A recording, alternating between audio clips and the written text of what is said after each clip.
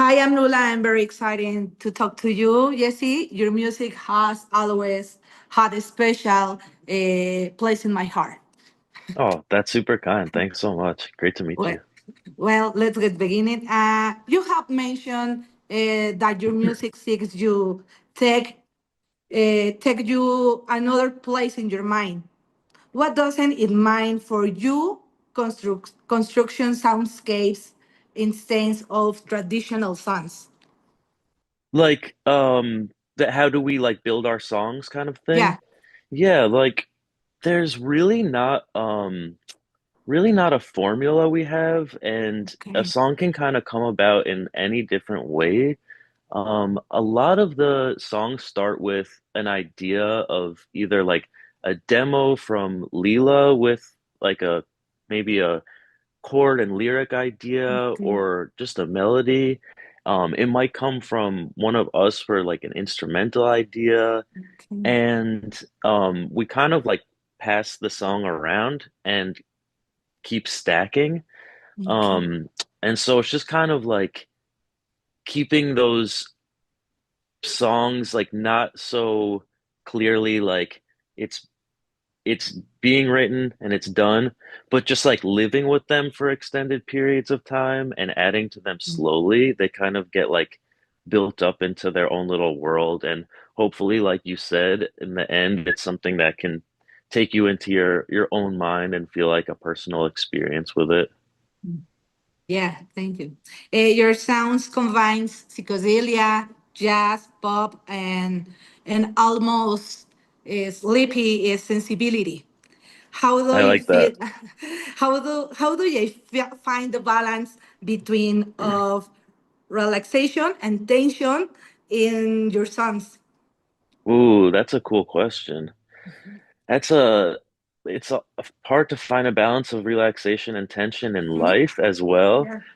And I think I think I feel that and think about that a lot. Like there are moments as a performer or player or writer when you want to be very like uh rid yourself of some energy and it's a very excitable feeling.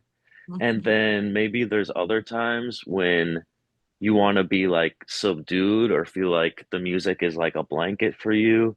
And I have both of those experiences at different times, usually during like a set or performance. So, I think maybe we all have different ideas when we're writing the music. Like, Mhm. this moment feels a little too big for me too early in the song, and Mhm. someone else in the band might disagree.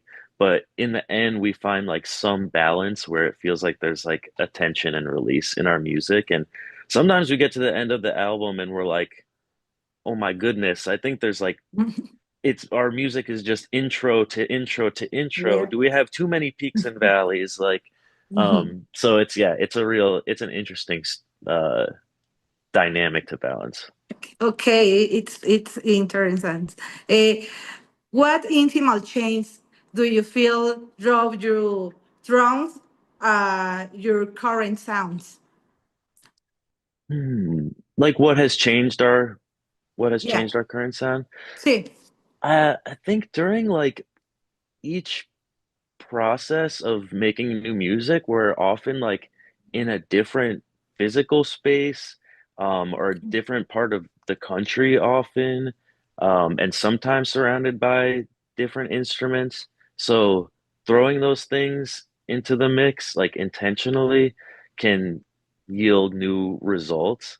And sometimes that means like limiting ourselves to fewer instrument choices or a simpler setup.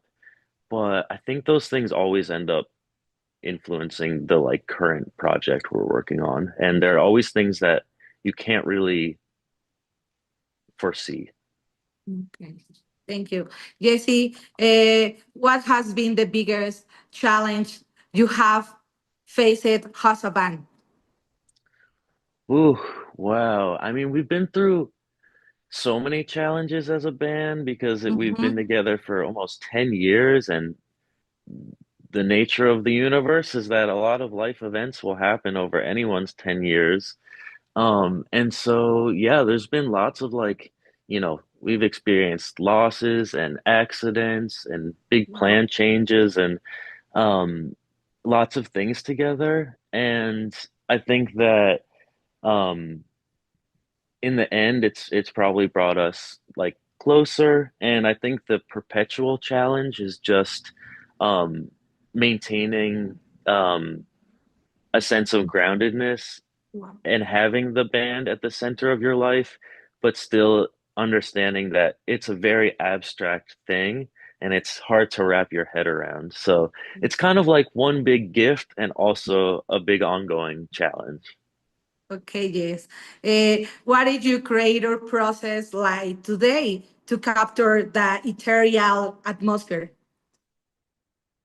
I guess like I was saying, there's like very different ways that the songs can come about, but when you say the ethereal atmosphere, it makes me think like sometimes there are moments that we can record us playing spontaneously, or there's a moment from like a demo from Leela or someone that has like a little spark in it, something that's Okay. like hard to Yes. recreate, and you might keep trying to like edit and change the song and say like, we'll do it better for the real thing, but there's something intangible about the first way that you laid it down that sometimes has like a really strong quality to it. So sometimes we end up using those first elements back in the end of the song again. Mm. Wow. Um, we are just a few days away from seeing an Hypnosis Festival in Mexico. How do you feel about returning to Mexico? So excited. We have consistently had some of, I think I can say like our best experiences as a band and in travel in Mexico. And yeah, it's like a really excited return every time. The fans, the way that we like get to interact at shows and just like the beautiful rich culture that is very easy to tap into as a visitor makes it like incredible and very unlike touring in other places. Yeah. Yeah, okay. Are you planning to adapt your set to the vibe of the Mexican festival? Hey, and no, I don't know. And this is a surprise or your music? Yeah, no, I think in we're always making small changes to the set based on our personal like kind of preferences of I've been missing this one or I think this one like has been particularly fun live. And then there's also an element of all right, like what time of day is it? Is the sun gonna be shining? Are we gonna be inside of a venue? Wow. And I think on some level we try to take all of these things into account. But we really don't know exactly what the energy of the set will be until we're there with everyone, of course. But Okay. yeah, hopefully some room for improvisation there. Yeah. Oh wow, the energy is high in this Yes. festival. Yeah, yeah, Oh yeah. yeah. How would you describe Mexico energy? Ooh, I mean, I wouldn't I just have my limited experience obviously um of our performances, but it's always been incredibly warm and enthusiastic and very excitable in a way that is in contrast to some shows you can play in the United States where it feels like there's a lot of tension and pressure built up around a kind of like uh, hypercritical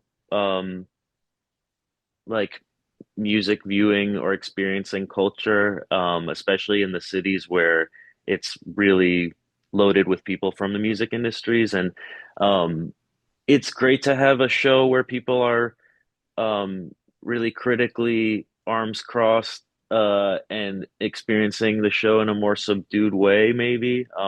And like that can show you how people can be moved or not moved. Um, but when there's just like a certain kind of explosive energy across the board. And when we're at like a festival, for example, in Mexico, which has been the case many times, it's like the best case scenario for an audience. It's just like Ah. couldn't ask for something better. Yeah. Yes. We are very excited to see him perform in hypnosis, no? To conclude, invite people to listen to your music and watch your play in hypnosis, please. Okay, sweet. Well, yeah, if you're around, come out to Hypnosis. We're excited to be there again. It's always a beautiful time, and we're excited to be with you there. Yeah. Thank you very much, Jesse, for this talk. And we are very excited to see him play in Mexico in Festival Hypnosis. Oh my God. Thank Thank you you very so much. much. Us as well. Muchísimas gracias, Lua. Bye. Muchas Bye. gracias.